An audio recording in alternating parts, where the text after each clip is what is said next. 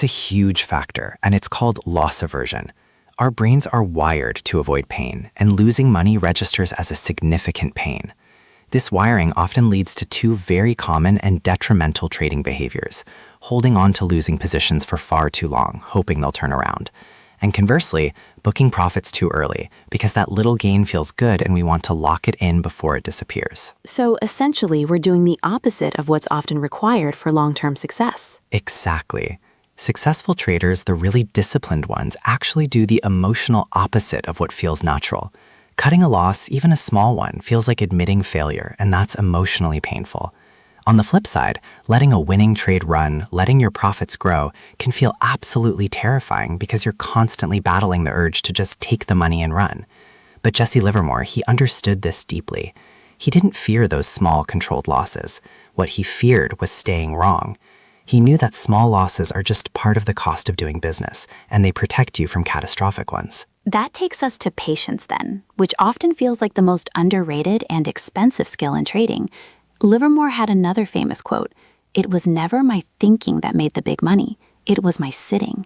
Can you expand on the power of sitting? That quote, "it was my sitting," it really needs to sink in.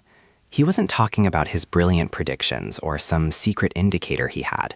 He was talking about the sheer discipline of patiently waiting for the right opportunity, and then, once in a profitable trade, having the fortitude to stay in it, to let it fully develop.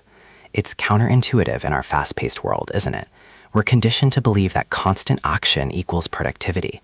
But in trading, often the most productive thing you can do is absolutely nothing. So overtrading then is essentially an emotional addiction rather than a logical strategy. That's spot on. It really is.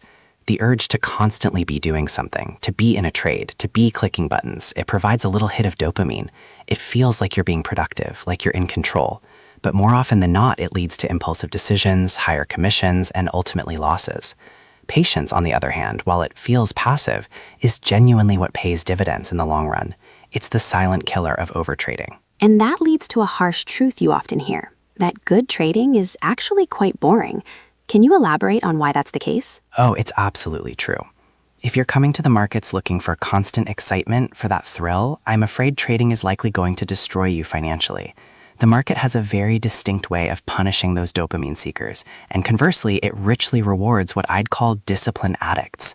The pros, they spend most of their time waiting, analyzing, doing their homework, and then executing with precision.